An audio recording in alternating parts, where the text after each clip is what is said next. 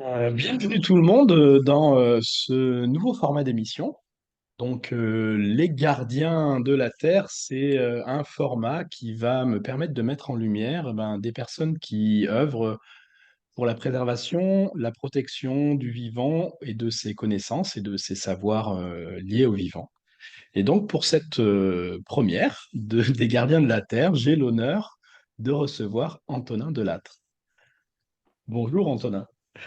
Bonjour, Tu vas bonjour bien? Ludovic. Antonin, est-ce que tu peux te présenter rapidement pour les personnes de la communauté qui vont nous regarder? Après, de toute façon, on va revenir sur ton parcours en lien justement avec le vivant. Très bien. Eh ben, je m'appelle Antonin et je, je- je me dédicace au jardin depuis maintenant, j'ai l'âge de 15 ans, donc ça fait à peu près 25 ans que je travaille dans le même axe en connexion avec le monde végétal. Donc passionné par les jardins, déjà par la nature. Donc, en étant parisien, je me sentais très en lien avec le jardin, avec les arbres. Et l'endroit où je me sentais bien, c'était dans les jardins. Donc j'ai suivi le fil de ces sentiments et j'ai commencé à apprendre voilà, tout doucement, par passion, par l'art des jardins, pratiquement de création de jardins, que ce soit l'histoire des jardins et la passion des jardins, ou l'idéologie de la création des jardins, en commençant par les Japonais, la Renaissance, les jardins, les roseraies, voilà, Hmm. donc beaucoup de types de jardins différents et d'arbres. Et par ce chemin, j'ai appris beaucoup de la diversité des plantes. J'ai beaucoup visité les jardins botaniques. Donc, je me suis intéressé beaucoup par la diversité des plantes. Et après, je me suis intéressé à l'utilité de ces plantes, à l'utilité de ces arbres, à l'utilité des bambous, des roses, des plantes qui ont trouvé sous nos pieds, des plantes alimentaires. Et, et je me suis tourné vers l'agricole, vers l'agriculture biologique. Donc, j'ai fait des études en agriculture biologique, puis en biodynamie. Donc, il y a une partie de l'agriculture biologique un peu plus tournée vers le spirituel. Et j'ai continué mes études en approfondissant sur les plantes médicinales et comestibles. Voilà, les plantes médicinales sauvages et comestibles. Donc j'ai appris plus ce qu'on trouvait vraiment dans la nature, dans les montagnes, dans les collines, dans les prés. Voilà. Ça, c'était toujours dans la connaissance, l'apprentissage théorique du monde végétal, dans leur nom, leur histoire aussi, la façon dont elles poussent, où elles poussent. Voilà. Et Hmm. après, à quoi elles servaient. Voilà. Et bien sûr, quand on apprend tout ça, on apprend aussi leur histoire. Et on se connecte avec tous les gens qui ont gardé ces savoirs, qui savaient ça et qui le transmettent. Alors, on peut l'apprendre sur les livres, mais aussi on l'apprend aussi. Et ce qui est très intéressant, c'est de l'apprendre aussi en direct par des gens qui ont appris par d'autres. Voilà. Hmm. Alors, au début, j'étais beaucoup qu'avec des anciens, qu'avec des personnes plus âgées. Et maintenant, et depuis quelques années, il y a beaucoup, c'est devenu avec le renouveau, le retour à la nature, la permaculture. S'est tourné vers plus de personnes de mon âge, de différentes générations qui avaient envie d'apprendre et on partageait ça avec plus de générations. Mais au début, c'était plus des anciens. Voilà. Quand j'ai commencé, moi, c'était pas aussi à la mode. Et voilà. Et ce parchemin, après j'ai rencontré des peuples qui étaient très connectés aussi avec la nature et en voyageant, bien sûr, et continuant cet apprentissage des plantes, avec aussi bien notre culture indo-européenne, l'alchimie, on pourrait dire l'alchimie, ceux qui travaillent avec les plantes, ceux qui transforment les plantes d'une manière aussi un peu spirituelle. Ça, c'était très en lien avec la biodynamie aussi. Puis les peuples premiers, les peuples aussi bien du nord des États-Unis, que ce soit du centre d'Amérique, avec le Mexique, et l'Amazonie aussi, qui sont très connectés avec le monde végétal. Voilà. Wow. Donc, ce qui m'a intéressé, c'est de relier, de faire des ponts entre des savoirs et, et surtout l'homme et les plantes, la connexion, la relation entre les hommes et les plantes et leur histoire. Voilà, voilà un peu mon chemin. Ah, quand tu me présentes ça, moi, je suis estomaqué de voir le panel de, j'allais dire, de l'éventail très très large de tes connaissances qui part des espaces verts, enfin de l'aménagement végétal Ouais. pour l'esthétique, puis après la connaissance des plantes, les plantes comestibles, les plantes médicinales. En plus, je sais que tu fais de la transformation et des élixirs aussi. Enfin, il y a vraiment quelque chose, je me dis, mais waouh, là, je suis en fait avec un expert, quoi. Ah, j'apprends toujours, j'apprends toujours. Oui. Parce que dans le monde Oui. végétal, j'ai beaucoup tâtonné. J'ai beaucoup été aussi dans la reproduction de semences. J'ai aussi assez appris la reproduction de semences, le maraîchage. Mais toujours, bah, bien sûr, c'est des années de travail quand on veut approfondir, bien sûr, un métier, comme tu le sais bien. Donc, que ce soit le maraîchage ou la culture de plantes légumières, je connais, mais je ne suis pas non plus un grand. Voilà. Moi, j'ai une question qui me vient avec tout ça tout de suite, j'allais dire, qui me brûle les lèvres, tu vois, c'est finalement, c'est pourquoi le végétal? Tu vois, qu'est-ce qui t'a attiré depuis le début? En fait, tu vois, le truc, parce qu'il y en a qui peuvent, ça va être les animaux, les Ah, végétaux, les humains. Et c'est quoi le lien que tu as avec le végétal, justement, qui a l'air d'être phénoménal? je pense que comme tout le monde, on a notre. C'est très intime. Hein. Ma réponse va être très intime. C'est aussi dans des moments de un peu de perdition, de tristesse ou d'incompréhension du monde extérieur. Ça me permettait de trouver un refuge. Et dans ce monde-là, j'étais bien. C'est comme si le monde végétal ou les arbres ou la nature me renvoyait quelque chose de très doux et de très un amour inconditionnel ou quelque chose comme ça qui me permettait de me connecter, me relaxer, d'être dans un élément qui me permettait de relâcher mes tensions peut-être et de me sentir bien. Voilà. Et j'ai appris il n'y a pas longtemps que justement mettre les mains dans la terre et se permettait de comme décharger quelque chose des négativités. Ça, je l'ai eu il n'y a pas longtemps et ça, c'est prouvé scientifiquement maintenant. Et je me suis dit, ah oui, d'accord, c'est pour ça que je suis allé vers. Ouais. Et c'est vrai que souvent, ces petits moments où je vais juste au jardin et je plante et je sème ou voilà, je travaille la terre, ça me fait vraiment du bien. C'est vraiment quelque chose qui. C'est comme si j'avais trouvé aussi ma manière de m'exprimer aussi à travers ça. Hmm. Euh, Moi, j'ai envie de revenir sur ton. Bon, je sais qu'il y a eu le parcours en espace vert et en agencement.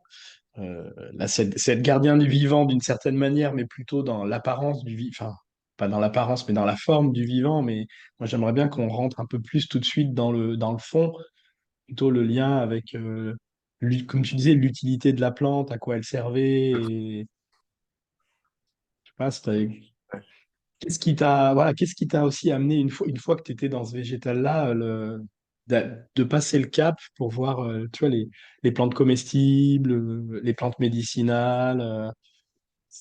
Qu'est-ce qui s'est passé pour toi à ce moment-là? Ce qui s'est passé, ouais. C'est vrai que c'est toujours.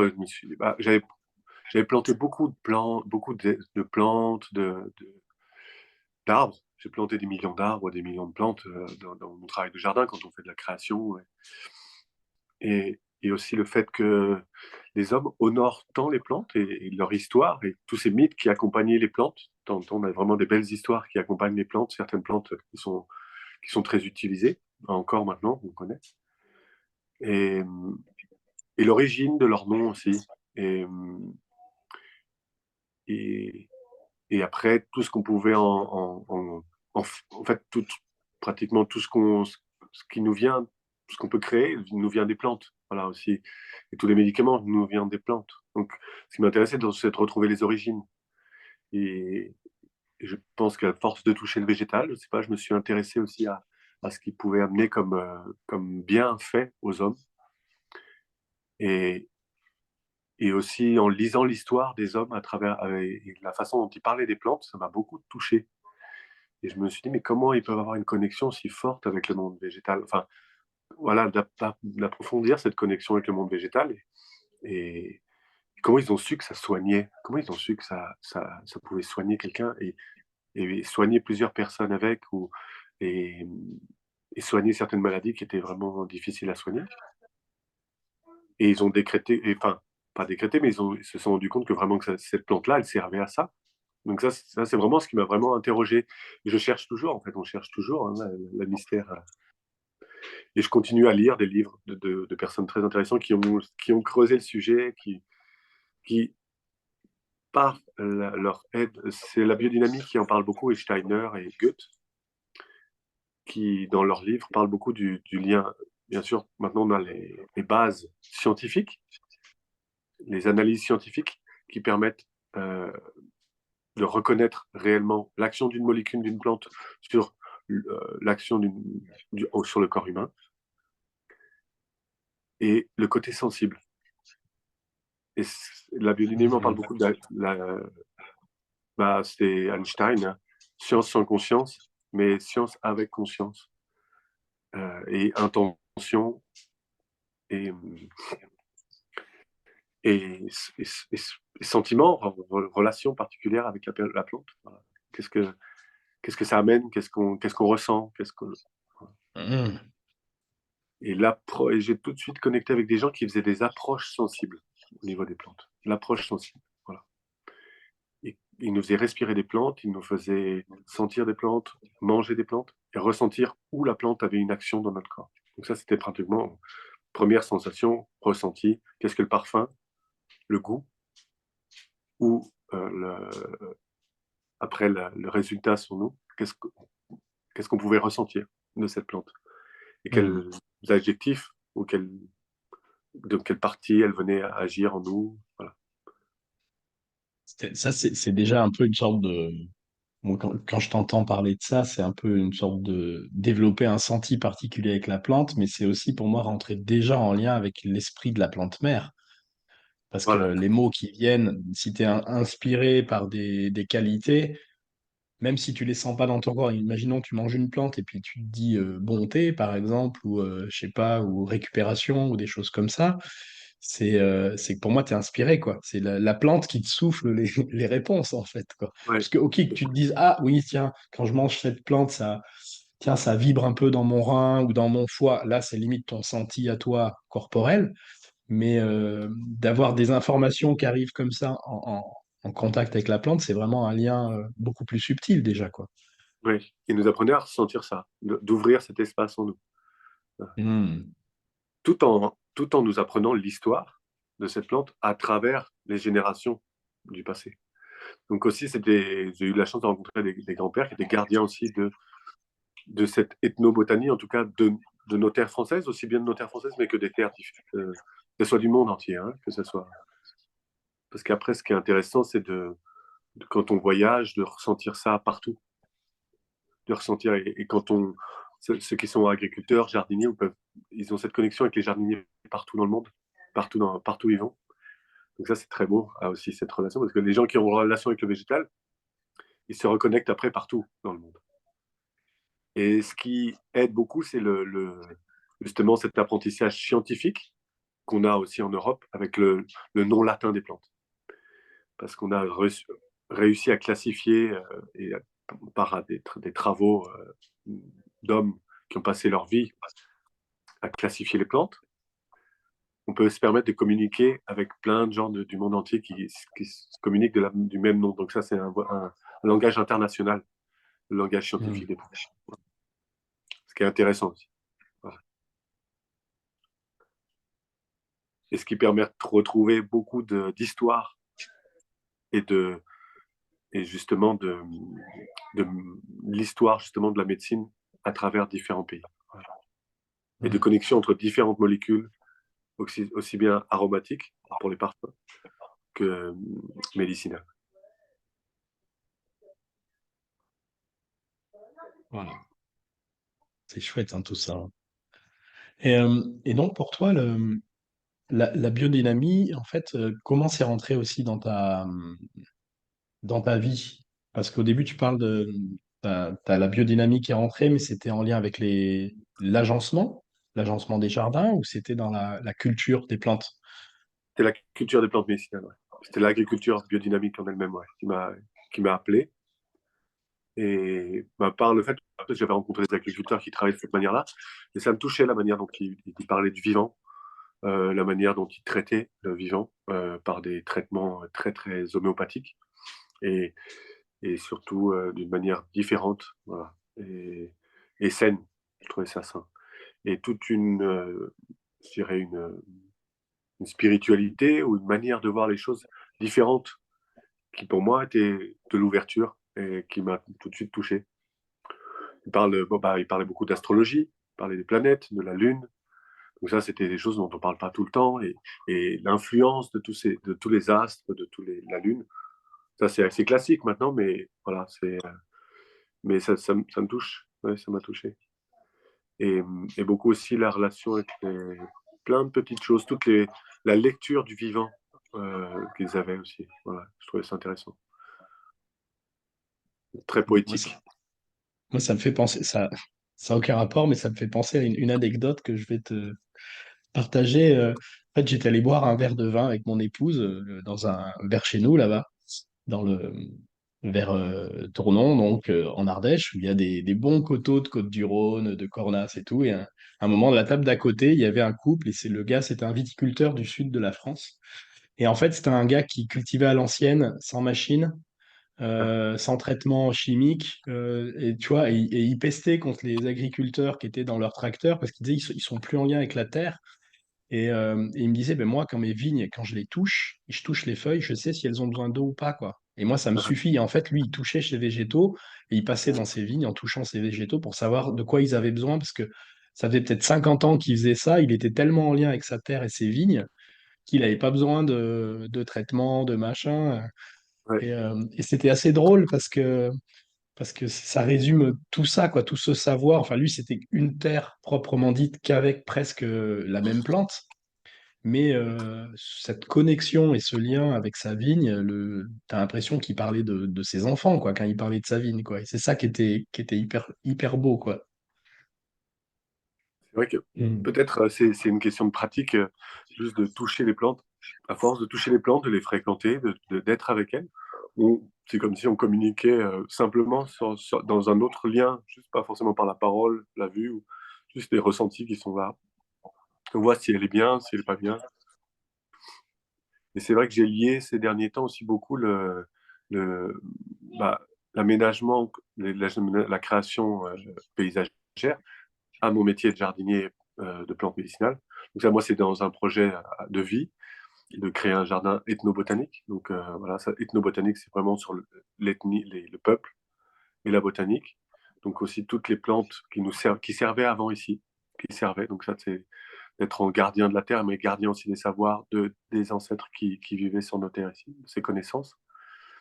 Et donc aménager des espaces qui sont en même temps beaux et en même temps utiles. Voilà, en même temps avec des Ouais. plantes médicinales, dans la diversité aussi, dans la diversité de ce qu'on peut retrouver dans différentes régions de France et pays.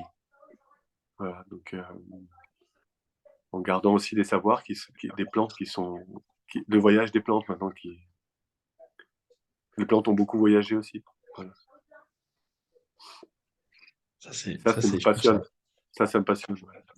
Ouais, je trouve ça chouette d'avoir une vision vraiment globale. Ça veut dire que de lier aussi l'esthétique et le beau. Donc, Ouais. que ça soit bon pour le corps, mais bon pour l'œil. Enfin, d'avoir des plantes médicinales dans un jardin qui est joli et esthétique.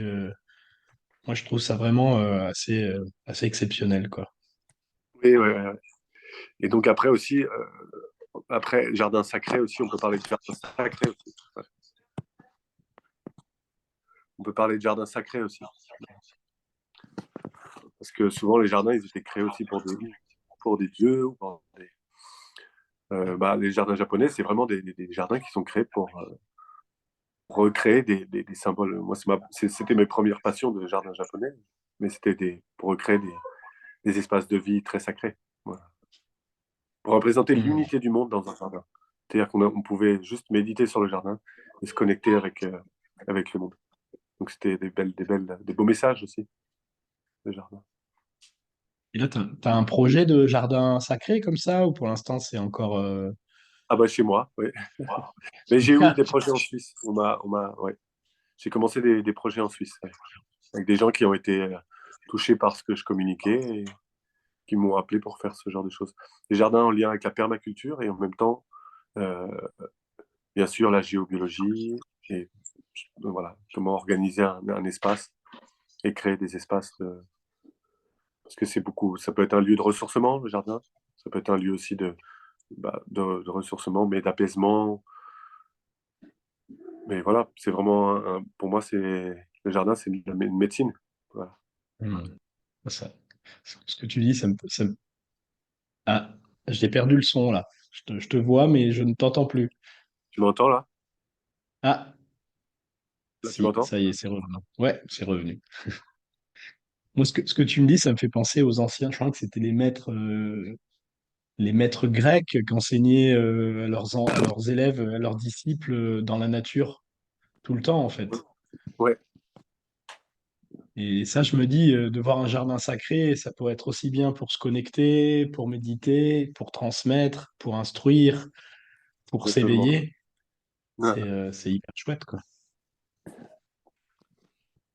Et voilà, et c'est vrai que après, oui, voilà, pour éveiller. Puis c'est vrai que moi, ça m'a beaucoup aidé en tant qu'adolescent aussi, voilà, ce contact avec la nature. Et voilà, j'ai envie de redonner ça aussi bien aux enfants qu'aux adolescents, qu'aux personnes. Donc ça, j'ai beaucoup animé de jardins, de balades ethnobotaniques. Et Hmm. que ça soit aussi bien dans la montagne ou dans des jardins, parce que la Terre est un grand jardin.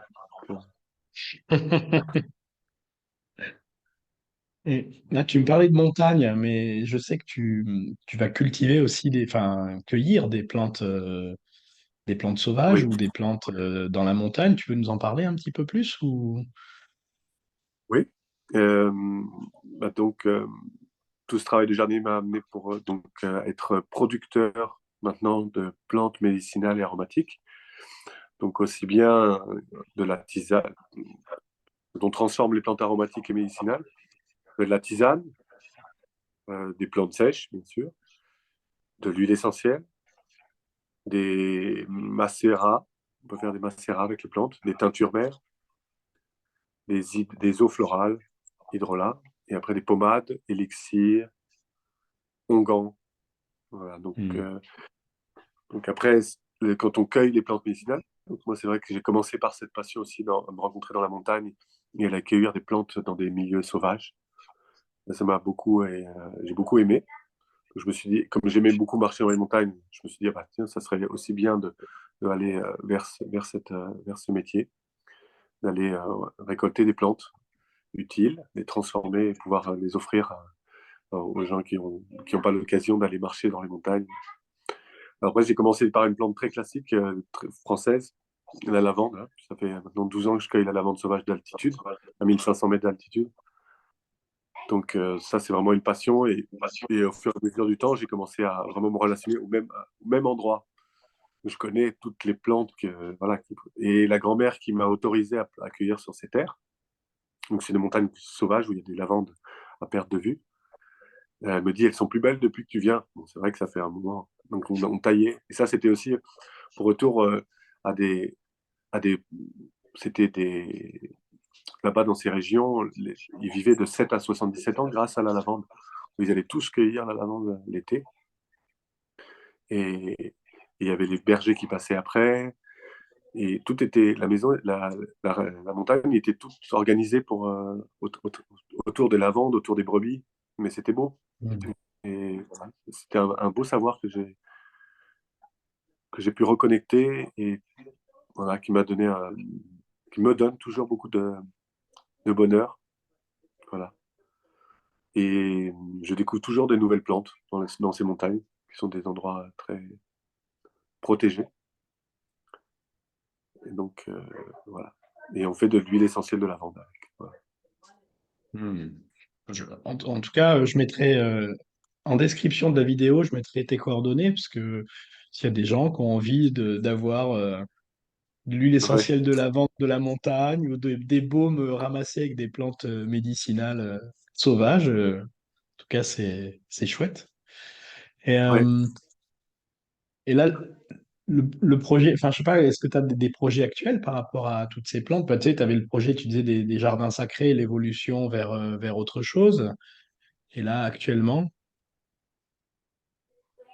Et là, actuellement, ouais, c'est en ce ouais. moment. Ouais, c'est en ce moment. Ouais. Bah là, de continuer à planter ce jardin et de continuer à transformer ces plantes et aller approfondir aussi sur la transformation, bien sûr. Et comment aussi, aussi la reconnexion aussi des hommes et des femmes avec ces plantes. Justement, comment continuer la transmission, continuer que ces hommes aussi, voilà, toucher le cœur, voilà, que ces plantes aussi puissent continuer à toucher le cœur de ces hommes et de ces femmes, aussi bien par l'ingestion que par la rencontre avec ces plantes. Voilà. Donc ça, Hmm. voilà, c'est comme si j'avais trouvé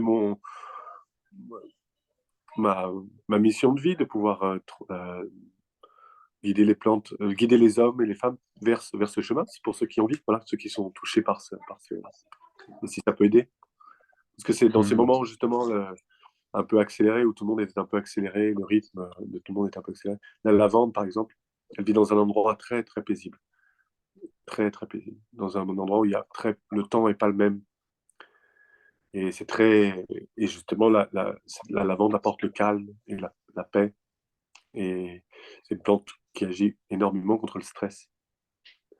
Donc voilà, Hmm. exemple.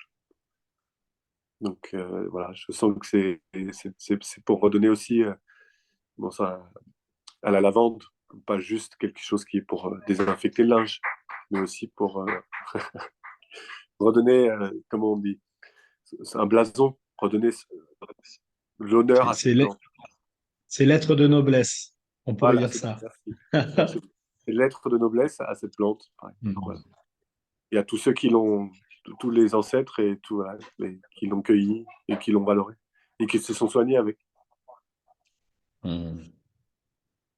Et moi, ce qui me vient, c'est de me dire, là, tu me dis que la lavande, par exemple, elle pousse dans un endroit qui est plutôt paisible, parce que justement, c'est en lien avec sa vibration, parce qu'elle est là pour apaiser. Est-ce que tu as d'autres exemples comme ça de plantes sauvages? Par exemple, ben, telle plante va pousser à côté d'un cours d'eau parce qu'elle est en lien avec autre chose, ou tu vois, il y a vraiment des caractéristiques particulières.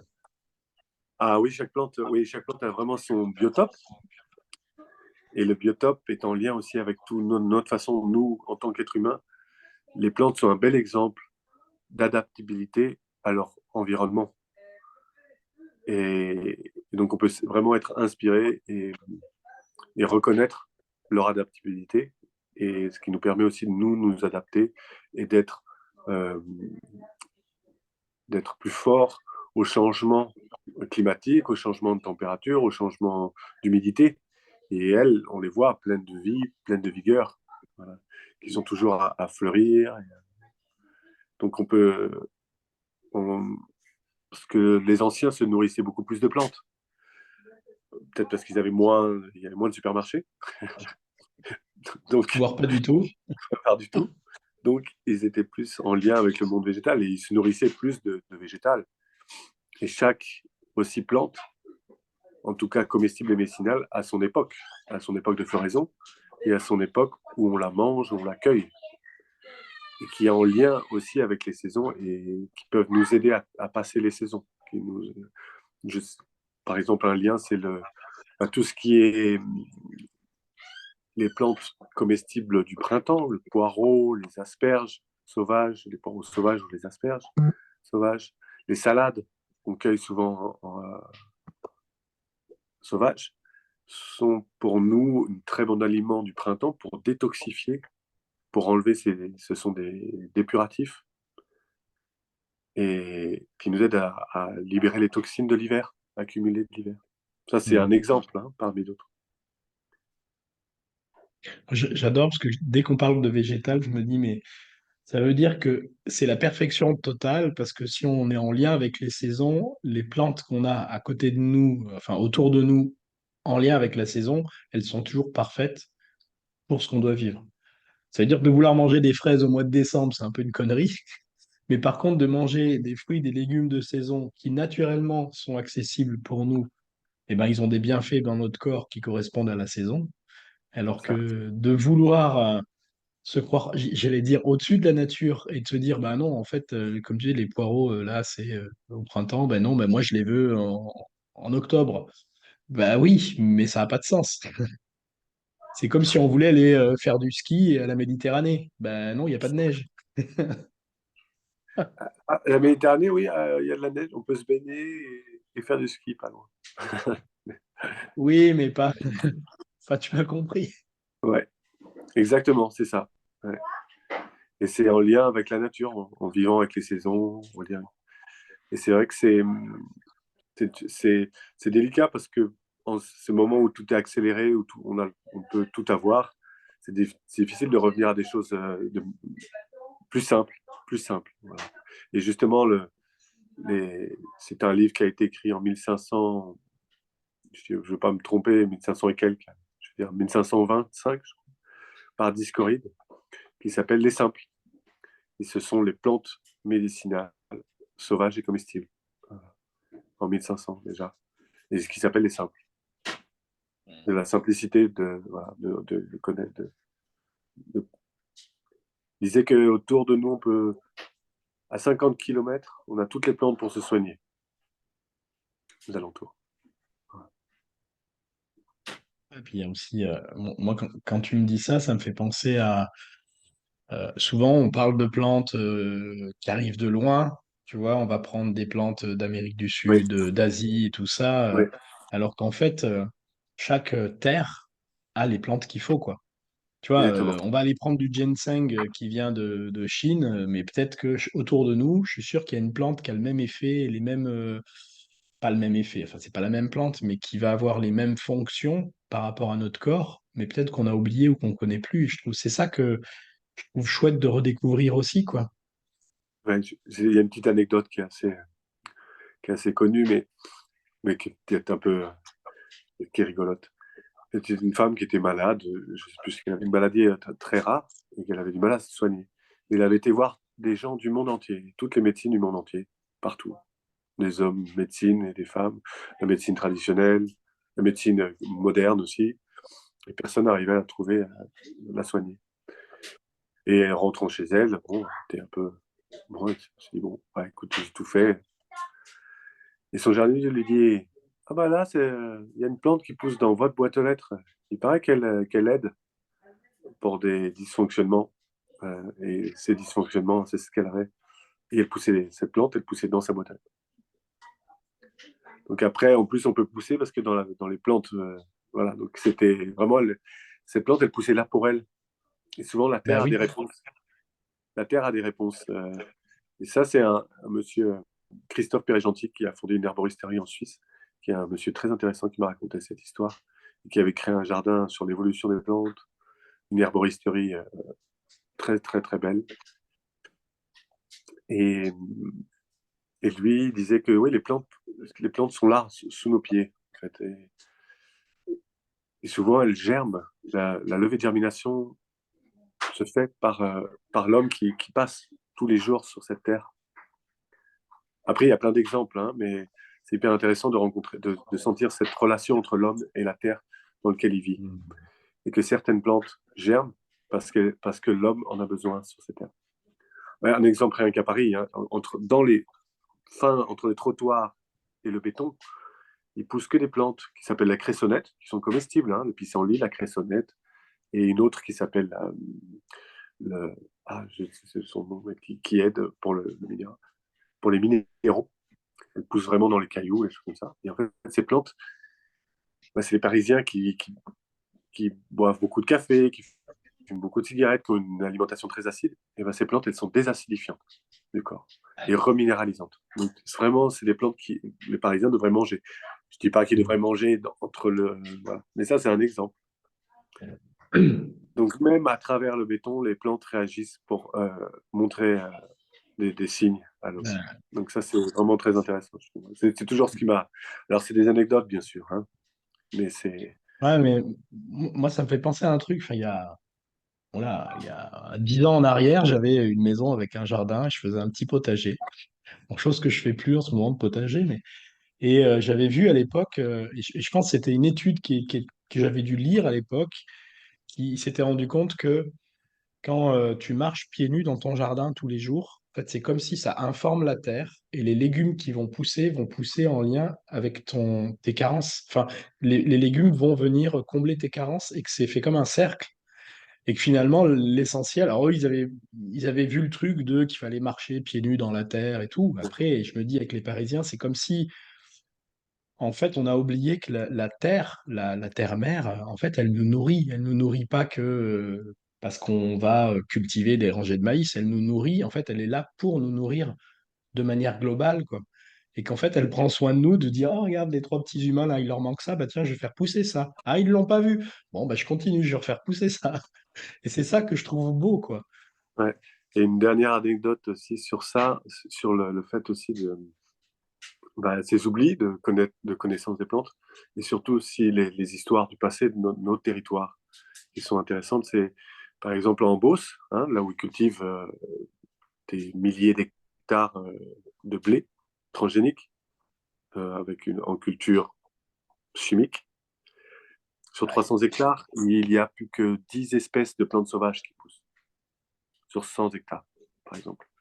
On retrouve que 10 espèces hein, donc il y a une diversité qui est très, très, très, très pauvre.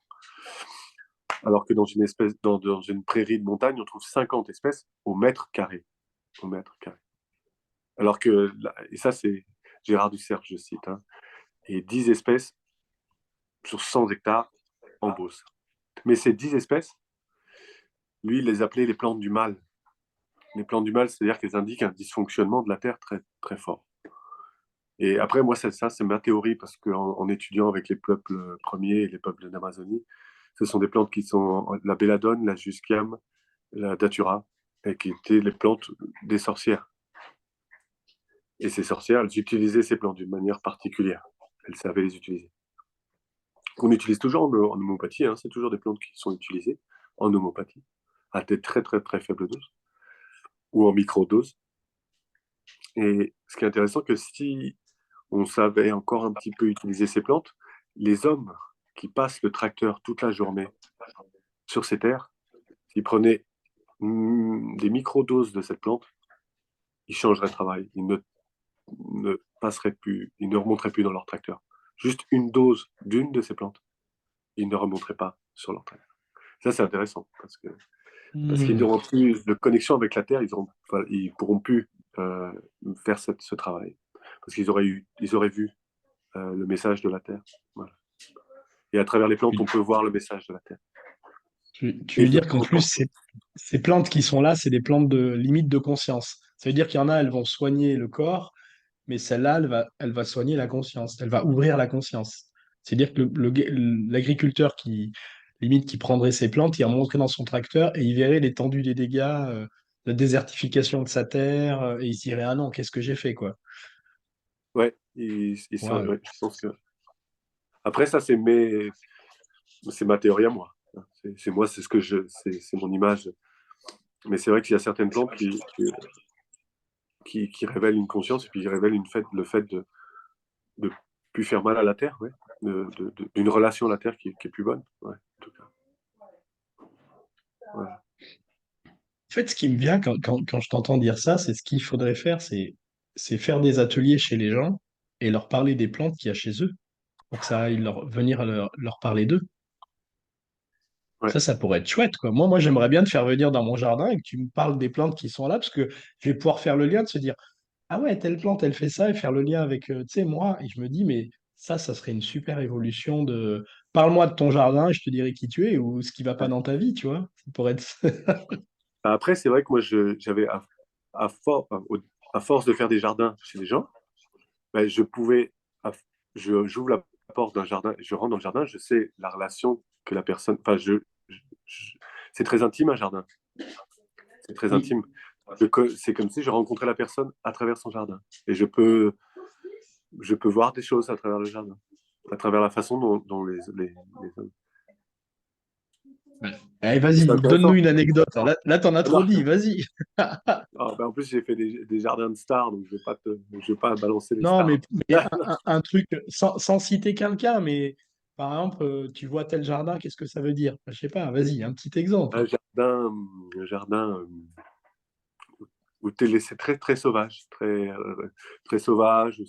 Et, euh, c'est quelqu'un qui est, qui est très sensible, qui veut pas forcément couper les plantes, et qui est justement, qui laisse faire les plantes, qui laisse faire la nature, et qui est plutôt artiste, ouais, je dirais. Mhm. Ça, parce que je veux pas mettre d'image, mais on le voit, les jardins très au carré, très, tout Ah bah retourné, oui, tout propre. On peut sentir déjà la personne, comment elle très s'y trouve, contrôlant. voilà, tout simplement. Mais après, c'est vrai que ça rentre dans l'intimité. Et surtout, après, c'est dans la demande des gens, dans la demande de qu'est-ce qu'ils ont envie, qu'est-ce qu'ils ont envie comme relation avec les plantes, qu'est-ce qu'ils ont envie comme relation avec la terre, avec leur jardin, Mhm. la nature. Ça, c'est intéressant, je trouve, aussi. Non, moi, j'aime bien un peu les deux. Moi, j'aime bien qu'il y ait des parties qui soient aménagées, puis des parties qui soient un peu en vrac. Mais on le voit Ouais. par rapport au peuple. Au peuple. Les jardins anglais, c'est quand même structuré, mais ils laissent sauvage. Voilà. Les jardins italiens, il y a quand même une très, très structure, c'est très, très... Mais voilà, ça, c'est dans le temps. Mhm. Mais c'est vrai que maintenant, je me préoccupe plus à être gardien de savoir. Et voilà, ce qui m'intéresse, c'est vraiment de garder ces savoirs des plantes et du jardin, voilà, que je pourrais transmettre, en tout cas, à ceux qui ont l'oreille ouverte, en tout cas aux adolescents. Ça m'intéresse beaucoup de connecter les jeunes Mhm. à... Les jeunes, c'est très délicat parce qu'ils sont dans un autre mouvement. Et de retourner au jardin, Et- ils se disent que c'est un peu... bon, Ouais, mais on capte pas dans le jardin. c'est ça, peut-être. Mais tu fais déjà un peu des séjours comme ça, d'emmener les Oui, ados en cueillette sauvage dans la montagne, non? oui, oui. Ouais. Oui, j'accompagne les jeunes et les moins jeunes aussi dans les montagnes pour se reconnecter avec et dans les jardins, dans notre jardin aussi, dans le jardin qu'on a. Et pour reconnecter les gens avec aussi bien l'agriculture, d'une autre manière aussi de faire l'agriculture avant. C'est vrai qu'on a vu l'agriculture d'une manière très, très dure maintenant, la façon dont c'est fait aussi. C'est beaucoup des ouvriers agricoles, et alors que là, on essaie de réorienter sur une dynamique de groupe, déjà, de le faire en groupe, et avec, bien sûr, avec toute une manière avec chanter, et une manière un peu plus sensible, par exemple, de semer les plantes. Comme ça soit une fête, comme les Celtes le faisaient. Comme ça soit une fête, une célébration de semer. Mhm. Le 21 décembre et le 24, c'est le renouveau de la lumière dans nos territoires du Nord. C'était une fête. C'était une fête de semer les premiers grains de blé et des prières pour que au printemps ils puissent avoir une belle récolte. Donc reconnecter aussi avec cette belle manière de l'agriculture, de semer, de travailler la terre. Voilà. Et pas que ce soit alors que en plus si on le fait en groupe, c'est beaucoup moins fatigant que si on le fait chacun dans notre coin. Voilà. Bah, c'est très utopique. Peut-être utopique dans ce monde où, voilà. Mais, euh, mais j'aime bien. Moi, j'aime bien transmettre ce savoir. Quand tu me parlais de ça, Manière de le mot voir. qui est venu, moi, c'était réenchanter le monde. Il y a quelque Voilà. chose comme ça tu vois, j'allais dire d'être en groupe, d'honorer la nature, d'être dans la joie du lien avec le vivant, en fait, simplement, Ouais. quoi, sans se prendre Voilà. la tête, que de dire, bah ouais, quand on va s'occuper de la nature, pourquoi on pourrait pas le faire? Limite comme le faisaient peut-être des anciens, plus en chantant, en partageant. Ok, même si ça peut être physiquement un peu plus pénible, Ouais. parce que oui, il y a des trucs à bouger, faut qu'on utilise notre corps, attention, quand même, mais que ça pourrait être dans une sorte de réenchantement du monde et que ça soit pas une corvée ou quelque chose de, de malsain, quoi, que ça soit. Moi, c'est ça qui me venait, quoi, le mot réenchanter le monde, Ouais. quoi. Ouais. Moi, j'aime beaucoup aussi ça. Ouais. Et même chose pour les cueillettes de plantes médicinales. On aime beaucoup que ça soit fait de cette manière-là. Et les jeunes, justement, pour montrer aussi d'autres choses, d'autres manières de vivre, une autre manière, enfin d'autres manières de vivre, non, des manières anciennes de vivre, voilà, aussi. En lien avec la simplicité, voilà. Les récoltes de plantes médicinales dans la montagne, la culture de plantes. Ouais. Et après, bien sûr, toute la transformation qui va avec, l'alchimie et la manière dont on peut aussi transformer les choses. Donc, plein de, euh, Et puis de les transformer dans le respect. Parce que l'agriculture intensive, elle les transforme aussi, les plantes, hein, oui, mais peut-être pas de la même manière, quoi. Enfin, ouais, d'avoir, pour moi, c'est finalement, tout, tout ce que tu nous as partagé depuis tout à l'heure, il y a la notion de, pour moi, d'honorer la nature. Pas de la soumettre et de la contraindre et de la récolter parce que c'est un dû, mais il y a la notion de respect qui est là, quoi. ouais. Et ça, et ça aussi, bah, ça, c'est les peuples premiers, hein, les peuples premiers, que ce soit des peuples, aussi bien que ce soit les Mongols, hein, les peuples, on peut dire les peuples premiers au niveau sociologique, ce serait dans différents pays, il en reste encore des traces et des traditions hein, qui, de par leur danse, leur chant, euh, protègent leur territoire, leur manière de vivre, leur alimentation. Hein, euh, et de par ça, nous, on a reconnecté avec ça et on fait beaucoup de cérémonies d'offrande. Alors, par exemple, dans le cul, on fait des cérémonies à l'eau, tout simplement, à l'eau à la rivière. C'est tellement beau donc là, on offre tout simplement des choses, hein, ça peut être tout simplement. Et là, on offre aussi à la lavande, par exemple. On fait des cérémonies d'offrande à la terre pour remercier. Alors, c'est symbolique, mais nous, ça nous fait du bien aussi. Parce qu'à un moment, on s'est rendu compte qu'on vivait grâce à cette plante. Beaucoup, je nourrissais ma famille grâce à cette plante. Donc, je me suis Mmh. dit, ouais, c'est beau de reconnecter avec d'offrir. Et donc, on faisait des chants et on chantait et on offrait des choses. Voilà. Aussi Mmh. bien à l'esprit de la montagne qu'à la lavande. Ça, c'est vraiment. Moi, moi, en tout cas, ça m'a fait du bien, en tout cas, de reconnecter avec ce petit geste simple, d'honorer, de remercier la nature. Ce que ça me dit, c'est que on revient à une sorte d'humilité humaine, quoi. J'ai un peu l'impression que l'être humain, il a eu le melon, tu sais, qui a un peu augmenté, et puis il s'est cru au-dessus de tout le vivant, et que d'un coup, il y a un retour en humilité de se dire non, en fait, comme tu disais, ben oui, la lavande, elle fait nourrir ma famille, donc il y a ce côté de, ben, je peux la remercier, j'ai de la gratitude, donc je peux limite lui faire une offrande comme un cadeau de remerciement, parce que ben, si elle n'est pas là, je nourris pas ma famille, quoi. Ah, Alors que s'il y a la notion vraiment de la lavande m'appartient, je la récolte, elle est à moi et je la plante comme je veux et elle a rien à dire, c'est un peu. Pour moi, c'est ça l'ancien monde et le nouveau qui arrive, c'est juste un basculement du point de vue ou de la conscience, quoi. C'est de se dire, j'allais dire, je pense que c'est un truc que tu connais, mais nous sommes tous reliés et que c'est ouais, pas moi je suis au-dessus ou l'être humain est au-dessus, mais en fait, bah, je suis aussi important que la lavande, elle est aussi importante que moi, quoi. ouais. Et moi, c'était pas pour forcément, quand je voyais tout ça, puis, bah, parce que j'ai fait aussi, hein, quand j'ai commencé mes études de plantes médicinales, j'étais pas forcément connecté avec tout ce monde-là, plus sensible. Je venais de la ville, j'étais pas, mais j'ai découvert tout ça avec émerveillement. Et en même temps, je trouvais et j'allais vers ce métier. Et en même temps, je trouvais qu'il me manquait quelque chose. Il manquait quelque chose juste de monter sur son tracteur, cultiver, récolter.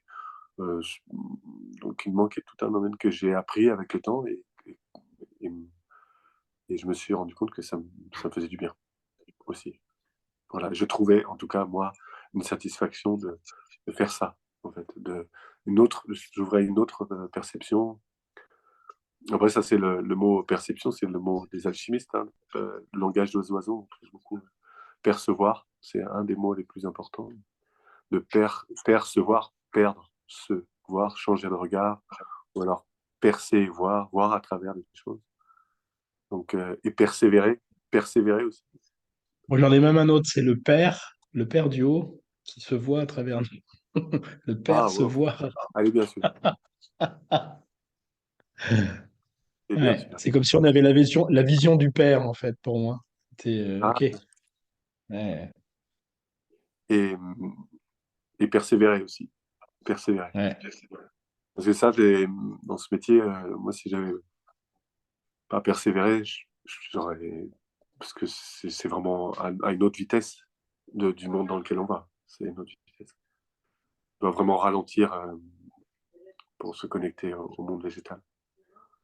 Vraiment pas être dans aucune, justement, pour ceux qui savent leur jardin, aucune volonté vraiment de contrôle. Enfin, moi, c'est ce que je ressens, en tout cas, avec le temps. Voilà. Et ça je le travaille toujours. Hein. Dans le jardin, quand on veut faire pousser ses carottes, mais pourquoi elles ne poussent pas? Alors que le grand-père, il y arrive très bien, il le fait juste avec le cœur. Très bien. est-ce que toi, quand tu fais ton jardin, tu leur demandes à tes légumes où c'est qu'ils veulent pousser? Ouais, j'essaie de faire ça. Ouais. J'essaie de sentir ça. Bah là, quand on plante un arbre, ou même quand on plante une plante, des plantes médicinales, je sens, on essaye de demander d'abord aussi bien au lieu, voilà, aussi bien à la plante. Bien sûr, à des raisons techniques, hein, d'ensoleillement, de terre, de situations plus ou moins humides. Mais après, c'est vrai qu'il y a un feeling qui se crée. Hein. Et que ça je trouve ça intéressant. Et ça m'a beaucoup touché aussi. Ben, j'avais été étudié aussi en Inde, à Auroville. C'est une grande ville. Sri Aurobindo immerse sur le yoga de l'action. J'avais été étudier la reproduction de semences. Et j'arrivais avec mes concepts de biodynamie, des concepts un peu déjà tout faits. Le grand-père qui m'apprenait, il m'a fait tout de suite, non, c'est là que ça se passe, le cœur. Toi, beau, t'embrouille pas avec ce que ça se passe. Dans le cœur. Voilà. Donc, depuis, c'est vrai que voilà, j'ai j'ai bien aimé cette réponse, ça m'a aidé. Donc, j'essaie de me connecter avec ça quand je fais du jardin. Voilà. C'est chouette. Quand je fais Moi, les choses. je sais que Karine, elle travaille avec des baguettes coudées, alors pas en géobiologie, mais plutôt elle les branche sur le chakra du cœur. Et nous, des fois, on s'amuse dans le jardin à planter des trucs comme ça. On demande à la plante et la plante nous guide pour savoir où c'est qu'elle veut aller, quoi. Et c'est génial. Ouais, C'est que des fois, sans en cherchant, enfin, des fois, tu regardes que les plantes, quand tu suis après de la permaculture, eh ben, les plantes qui demandent à être les unes à côté des autres, c'est les trucs qui doivent être les uns à côté des autres. Tu vois, nous, on n'a pas choisi. Les baguettes nous guident et puis les plantes nous disent bah, je veux être là ou je veux être là. Donc après, nous, on les plante là où elles veulent. Et souvent, c'est assez raccord, c'est assez génial. ouais, c'est bien. Bah, Comme quoi, nous, on est juste là pour les planter. Hein. On est juste l'outil, quoi. C'est elles qui décident. oui, c'est ça. Moi, c'est ce qui m'a Ouais. beaucoup plu dans le jardin. Et c'est pour ça que j'ai été vers ce métier ouais, d'humilité. Ouais, le jardin, puis des premiers métiers. Les premiers métiers, ouais, le jardin. C'est un des premiers métiers. Ouais, c'est pour ça que j'étais attiré par ça aussi.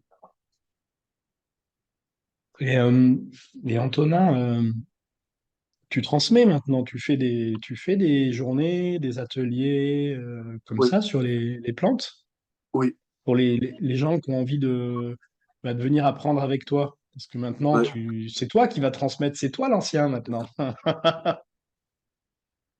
oui, oui, je partage. Oui, je partage ça. C'est tous ceux qui veulent Et- venir sur notre Ok, thème de partager. ok. Mais t'as des fois des choses que tu organises beaucoup plus en groupe avec des trucs, pas des Oui, thèmes particuliers ou... oui, là par exemple, il y a un thème, on fait des marches de pouvoir et après aussi on fait dans la montagne bah, pendant des cueillettes aussi, des cueillettes particulières, la cueillette de la lavande qui est l'été et aussi comme pas des retraites, mais oui, pendant 4 jours, de faire la sagesse des plantes, ouais, où on apprend les plantes, on se connecte d'une manière différente avec les plantes. Ok. Et c'est vrai que avant, j'avais toujours envie de. Bien sûr, je communique toujours le côté assez technique ou scientifique, hein, les noms latins, la botanique assez simple, pour ceux qui veulent la découvrir ou ceux qui veulent approfondir. Mais ce qui m'intéresse de plus en plus, c'est vraiment l'approche sensible. Mm. De guider, parce que après, c'est vraiment, il y a une autonomie qui se crée chez les gens, leur connexion, autonomie. Ouais. Hmm. Que Oui, ce et puis de soit, toute façon, que ce soit pour des futurs jardiniers ou des futurs cueilleurs ou simplement pour des gens qui veulent connecter le monde végétal, voilà, rencontrer le monde végétal. oui, et puis ce qui me vient, c'est que le but, c'est que les gens, ils rentrent en lien avec la plante, qu'ils aient leur lien à eux, parce que c'est ça qui va enrichir. Parce Ouais. que vu qu'ils ont un filtre propre, s'ils rentrent en lien avec la plante, ils n'auront pas la même connexion que toi tu as ou que moi que j'ai. Et c'est là où après, quand on va partager, on va s'enrichir les uns les autres, en fait. Et Ouais, pas forcément attirés par les mêmes plantes. ouais, Et bah ça oui. aussi, c'est intéressant, c'est qu'après, ils sentent un feeling avec une plante, une autre, et à ce moment-là, et dans 2 mois, ce sera une autre, parce que ce sera la plante qui leur conviendra. Et la relation, on peut pas mettre de mots sur une relation d'amour, sur l'amour que tu as pour ta femme, ou moi, l'amour que j'ai pour ma femme, on peut pas mettre de mots. On peut mettre des mots, mais Oui. ce sera très intime, hein. Hmm. Donc, la relation avec une plante, avec d'autres, avec la terre, chacun très très personnel, non? Ouais, ça devient finalement Chacun sa finalement, relation. ouais, c'est une relation à soi, finalement. Parce que ce que j'entends dans ce que tu dis, c'est que finalement, c'est renouer avec son intime sensible, quel qu'il soit. Ouais. Ah ouais. Et on le voit, hein, chez les Hmm. grands-pères, les gardiens de, comme tu dis, je pense que c'est ton œuvre, c'est ton chemin. Les gardiens de la terre, et quand on voit des grands-pères et des grands-mères aussi de différentes cultures parler de la terre ou de ce qu'ils font, ils parlent avec le cœur, c'est beau. C'est juste leur passion, leur façon de vivre. Et c'est ça qui est magnifique, parce que ça peut, cette douceur, en fait, il y a une douceur qu'on a tous dans le cœur. Ouais. Et c'est ça qui, voilà, on retombe sur les premiers mots, hein. Moi, ça m'a apporté beaucoup de douceur, déjà. Beaucoup de douceur. Hmm. C'est ça que ça m'a apporté. C'est Le marrant monde parce végétal. que tu disais, on revient sur les premiers mots et ce qui me venait tout à l'heure, il y a une dizaine de minutes, quand on discutait, je me disais, mais le lien avec le végétal, la première chose que ça nous apprend, c'est se reconnecter au rythme du vivant. Parce qu'une plante, ben, il y a l'été, le printemps, l'automne, l'hiver, et quand tu plantes une graine, elle pousse l'année d'après, quoi. Elle pousse pas dans 15 jours. Enfin, et que le végétal, finalement, il nous apprend vraiment à retrouver le rythme naturel et le lien à la terre, au cycle. Et là, en parlant de végétal, ben, c'est comme si on avait fait un cycle. On revient sur la douceur, ça y est. Ouais. Hmm. C'est des grands enseignants, hein, les plantes la nature, la terre. Un grand enseignant. Du rythme, comme tu dis. Du rythme. On va arriver au bout de notre interview, Antonin. Est-ce que tu as envie de rajouter quelque chose qui te vient ou que tu as envie de partager ou que tu envie de... Euh, on voit toujours beaucoup de choses, mais c'est vrai que bah, c'est toujours sur ce. Bah, en tout cas, ouais, je remercie beaucoup le monde végétal de m'apprendre justement à avoir justement cette douceur et d'apprendre toujours en fait à vivre sur la terre, avec notre belle terre-mère. Et du coup, de sentir, d'être à l'écoute de ces fréquences, de ces belles fréquences du monde végétal et de la terre. Et à travers ça, je remercie beaucoup tous ceux qui œuvrent pour ça. Et c'est pour ça que je suis tout de suite été très enthousiaste par ce que tu proposais, parce que c'est vrai que pour moi, c'est vraiment un cadeau. Et, et j'ai reçu ces cadeaux d'autres personnes qui m'ont dit, ah, t'inquiète pas, tu vas. Et je leur disais merci, merci. Et ne t'inquiète pas, toi, tu vas le retransmettre à quelqu'un d'autre. Et donc, voilà. Donc, merci. Merci d'être le lien Ouais, aussi, merci Ludovic de faire ce lien et de pouvoir véhiculer ouais. en fait ces fréquences du monde Merci. végétal. Ouais, merci beaucoup, Antonin. C'était un plaisir de partager ce temps avec toi. Ouais. Merci aux personnes qui nous regardent ou qui nous écoutent. pensez, si vous voulez, les coordonnées d'Antonin pour aller le suivre dans la montagne, apprendre avec lui. Je les mettrai en description de la vidéo. Comme ça, vous pourrez le contacter. Et vous partagera, je pense, avec enthousiasme toutes ses connaissances sur les plantes sauvages comestibles, médicinales et autres. Et puis, je vous dis ben, à bientôt. Merci encore Antonin, merci à tout le Merci. monde et puis n'hésitez pas si vous aimez, liker, partager ces vidéos et voilà, c'est la première des nouvelles sessions qui s'appelle Les Gardiens de la Terre. J'espère que bientôt je réinterviewerai Laurent Geller pour son mouvement de préservation oui, préservation, oui c'est comme ça qu'on dit, hein, des Arhuacos en Colombie. Et puis, eh ben, je vous dis tous à bientôt. Merci Antonin Merci. et bonne soirée ou bonne journée à tout le monde. À la Merci. prochaine, au revoir. Salut. Salut.